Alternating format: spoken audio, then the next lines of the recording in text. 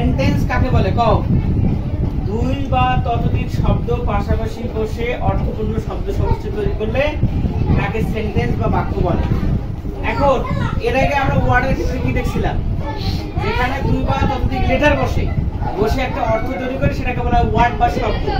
আর এইবার হচ্ছে দুই বা ততোধিক ওয়ার্ড বসবে। কি বসবে? ওয়ার্ড। ওখানে লেটার বসছিল আর এখানে কি বসবে? ওয়ার্ড। এবং অর্থপূর্ণ একটা শব্দ সমষ্টি তৈরি করবে অনেকগুলো শব্দ মিলে। যেমন আই অ্যাম আ টিচার, আমি একজন শিক্ষক। আমি যদি বলি Meena goes to school, Meena স্কুলে যায়। তারপর দে প্লে ফুটবল, তারা ফুটবল খেলে। এরকম ভাবে যদি বলো যে I like to sing a song, আমি গান গাইতে পছন্দ করি, বলতে পারবে না? অথবা বলতে পারো যে I swim in the river, হ্যাঁ বলা যাবে না? I swim in the river. তারপরে যদি বলো যে আই ইট রাইস, হ্যাঁ তারপর আই অ্যাম কুকিং রাইস, আমি ভাত রান্না করি, বলা যাবে কি? এখন আমরা এগুলো সাধারণত যে বাক্যগুলো দেখতেছি এগুলো সাধারণ কথাবার্তা। আমি যদি বলি হোয়াট ইজ ইউর নেম, তোমার নাম কি? তারপর গো হোম, বাসায় যাও। তারপর do not run in the rain, বৃষ্টিতে দৌড়াইও না। এখানে রান মানে দৌড়াইও না, কথা বুঝছেন? অথবা যদি hurrah the bird is beautiful, মানে হুররে পাখিটি কি সুন্দর, তাই না? এভাবে আমরা বলতে পারি। অথবা এলাস আই এম আন্ডার, হাই আমার পোড়া কপাল, হ্যাঁ বলতে পারি। তবে alas milestone college students has dead, অর্থাৎ মাইলস্টোন কলেজের শিক্ষার্থী বা স্টুডেন্ট কি হয়েছে? মারা গিয়েছে। অথবা plane crash in milestone college, অর্থাৎ মাইলস্টোন কলেজে প্লেন কি হয়েছে? ক্র্যাশ করেছে। দেখেন না এগুলো টিভিতে, দেখেন না? এরকম আমরা বলতে পারি। আজকে আমরা দেখি এখানে এই সেন্টেন্স বা বাক্যকে কয় ভাগে ভাগ করা যায়? How many kinds of sentence? How many kinds of sentence? Sentence প্রধানত পাঁচ প্রকার। কয় প্রকার? কি কি আমরা দেখি? Number 1 assertive sentence, assertive sentence. Number 2 interrogative sentence,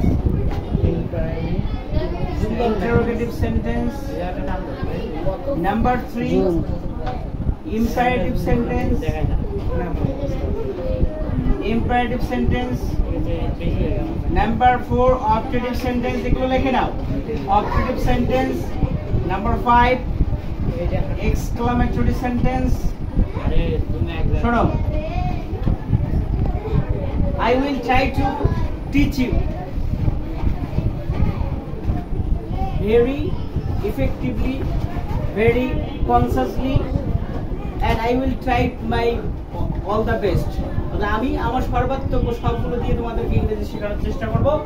but remember, মনে রাখবে, you have to attend my class regularly. তোমাদেরকে প্রতিদিন আমার ক্লাসে উপস্থিত থাকতে হবে। You have to memorize all the structure, all the classifications of any kind of sentence or tense, etc. English grammar topic. Okay? তোমাদেরকে যে কোনো ইংরেজি গ্রামার টপিক কি করতে হবে? আমি যেগুলো লিখে দেবো সেগুলো মুখস্থ করতে হবে। Now, assertive sentence in Bangla assertive sentence কি বলা হয়? বলতে পারো বর্ণনামূলক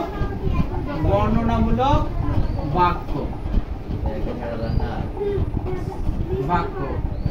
তারপর নাম্বার ইন্টারোগেটিভ কে কি বলা হয়? প্রশ্নবোধক বাক্য। ইম্পারেটিভ কে কি বলা হয়? অনুজ্ঞা সূচক বাক্য। তারপর হচ্ছে অপটেটিভ কে কি বলা হয়? ইচ্ছা বা প্রার্থনা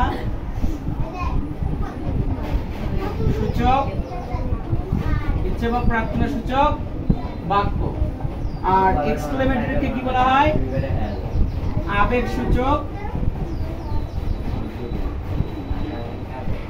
সূচক বাক্য। এখন এই যে 5 প্রকার সেন্টেন্স আছে, এই 5 প্রকার সেন্টেন্সের পুরো বর্ণনা অর্থাৎ A to Z আমাদেরকে জানতে হবে পুরোপুরি। অ্যাসার্টিভ সেন্টেন্স কাকে বলে আমাদের জানতে হবে, ইন্টারোগেটিভ কাকে বলে জানতে হবে। 5 প্রকার সেন্টেন্সের নাম্বার 1 হচ্ছে কি? Assertive sentence. অ্যাসার্টিভ সেন্টেন্স কাকে বলে ভালো করে দেখো। যে সেন্টেন্স দ্বারা যে সেন্টেন্স দ্বারা সাধারণ বর্ণনা বা বিবৃতি বর্ণনা ভাবে কি প্রকাশ করে? বিবৃতি প্রকাশ সমস্যা না, এগুলো কি আপনাদের করে। যে সেন্টেন্স দ্বারা সাধারণ বর্ণনা বা বিবৃতি প্রকাশ করে তাকে অ্যাসার্টিভ সেন্টেন্স বলে। An assertive sentence is that sentence that makes a complete sense, that makes a complete statement. অর্থাৎ সাধারণ কি করতে পারে? একটা বর্ণনা প্রকাশ করতে পারে, an assertive sentence. Now we can see examples. আমরা কিছু উদাহরণ দেখি। অ্যাসার্টিভ সেন্টেন্সের সংজ্ঞাটা কি বলছি? যেটা একটা কি বলছে? Simple statement. কি ধরনের বর্ণনা দেবে? সাধারণ বর্ণনা বা বিবৃতি প্রকাশ করে তাকে অ্যাসার্টিভ সেন্টেন্স বলে। যেমন দেখো যে I play football in the field. I play football in the field, অর্থাৎ আমি কি করি? মাঠে ফুটবল খেলি। আরেকটা যদি বলি যে Meena sings a song, Meena একটি গান গায়, মিনা একটি গান গায়। তারপর যদি আমরা বলি যে নাম্বার 3 যে